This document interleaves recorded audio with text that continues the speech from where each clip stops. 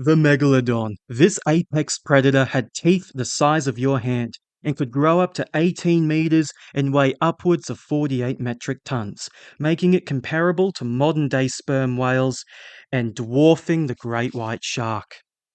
During the Megalodon's 20 million year reign, it encompassed the entire globe, with a strong preference for warmer coastal waters. And yet, despite being the world's largest super apex predator and having a global distribution, it abruptly went extinct 3.6 million years ago, being completely removed from the fossil record, puzzling scientists and shark enthusiasts alike.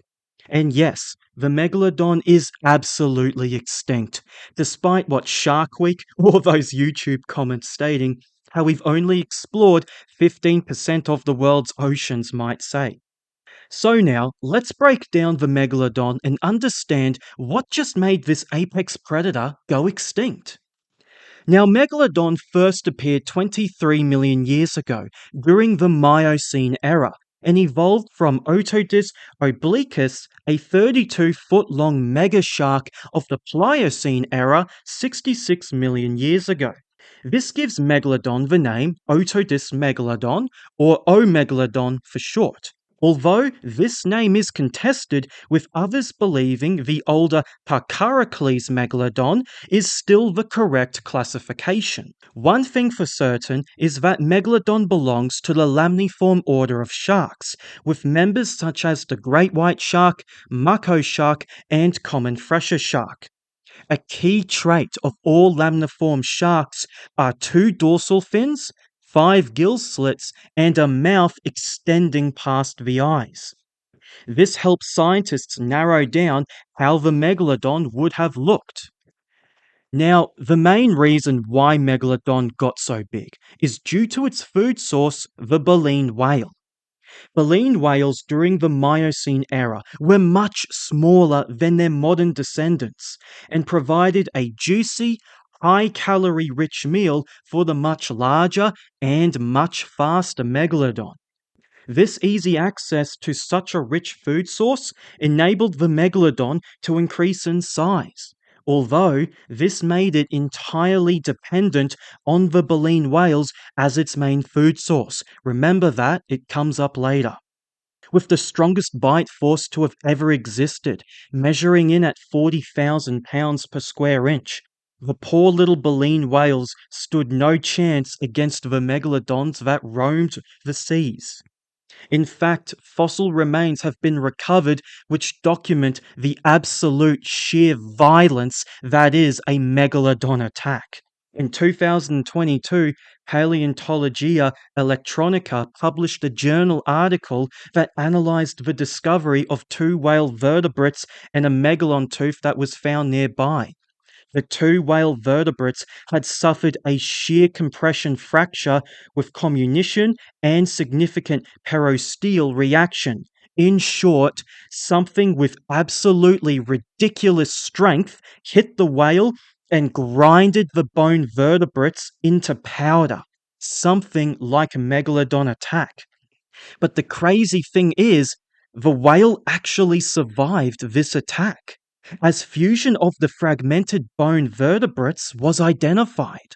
This would have been extremely painful, but the whale endured for some time after being attacked by a megalodon. Which brings us to the next issue. With such a powerful super apex predator the size of modern sperm whales lurking in the seas, what could have possibly competed with such a monster? Well, the Miocene Epoch is popular not just for Megalodon, but for another apex predator, and is widely considered to be the only equal to the sheer ferocity of the Megalodon. Enter the toothed whale, Leviathan. Growing up to 17 meters and weighing 50 metric tons, the Leviathan was truly a leviathan of the seas. Possessing teeth that reached 36 centimeters in length, this apex predator would rip and tear its prey apart within its strong jaw. Being such a large apex predator, the Leviathan whale occupied a similar hunting niche to the Megalodon. being that both predators hunted much smaller and slower moving whales. Taking a look at Leviathan's distribution, you can see a clear preference for coastal waters, with some areas overlapping with Megalodon habitats.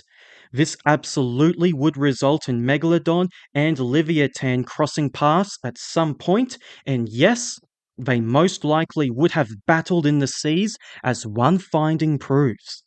In 2021, a sperm whale tooth was discovered in the Nutrien Aurora phosphate mine, located in North Carolina.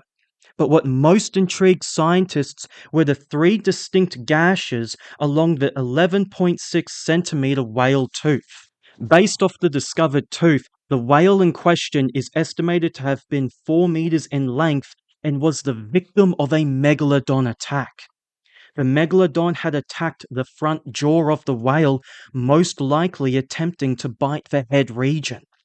The megalodon's bite force was so physically powerful that it had bitten through the whale's jaw and into the root of the whale tooth, where one of the gashes can be seen. This finding provides evidence of how Megalodon behaved in an antagonistic relationship with mid-sized toothed whales, and its hunting behavior of targeting the head region, or from the prior discovery, targeting the tail region of a whale. This means that a larger megalodon would absolutely target a leviathan and would in no way be discouraged from the enormous jaws of a leviathan whale. Now, whilst I can break down who would win between Leviathan and Megalodon, the reason why Leviathan is important is this species provides an insight into the sudden extinction of the Megalodon. Leviathan went extinct during the late Miocene era, about 5.3 million years ago, and is attributed to cooler waters and a reduction in sea levels. Based off the quantity of fossils discovered, Leviathan had a lower base population than the Megalodon and was restricted in its distribution across the globe. It should be stated that almost the entire lineage of toothed whales died off during the late Miocene, which indicates a drastic change in ecosystems and environments, and maybe even a collapse occurred within the food chain itself. And as the Leviathan and Megalodon occupied the same niche as giant apex predators, what impacted the Leviathan would also impact the Megalodon. These apex predators preyed upon the much smaller filter-feeding baleen whales, which fed in local areas with limited migrations due to their much slower cruise speeds and higher drag, given their smaller overall size when compared to larger whales. The cooling waters and shrinking sea levels of the late Miocene would have disrupted the available food sources for the baleen whales. Now, instead of being localized, the baleen whales had to migrate to feed upon the high concentrations of krill and small fish needed to sustain their bulky forms. This meant that the megalodon's main food source of smaller baleen whales slowly disappeared, and the existing whales were of increasing size and migrated with each season, removing them as a food source for the coastal water restricted megalodon. And given that the megalodon was a specialist hunter, once its food source disappeared, so did the megalodon. But the megalodon didn't just die out naturally over time. The entire genus went extinct, and it is unknown if the megalodon species even attempted to adapt to its new environment.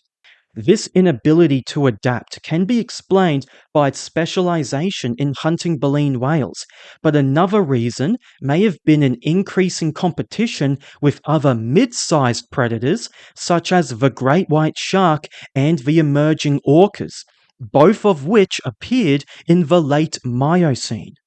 Whilst many predators occupy a single hunting niche and place in the food chain, the megalodon would occupy several hunting niches during its rapid growth into adulthood. This meant that the megalodon could not specialize in any particular niche until reaching adulthood and is very vulnerable to competition in its earlier stages of development. This meant that much more adapted mid-sized predators like the great white shark would have outcompeted the juvenile megalodons that occupied the same hunting niche. This added pressure would have further reduced the megalodon's populations and hastily caused a population crash within the species. And so that's how the megalodon went extinct. Comment down below what you think may have caused this apex predator to become yet another victim of survival of the fittest.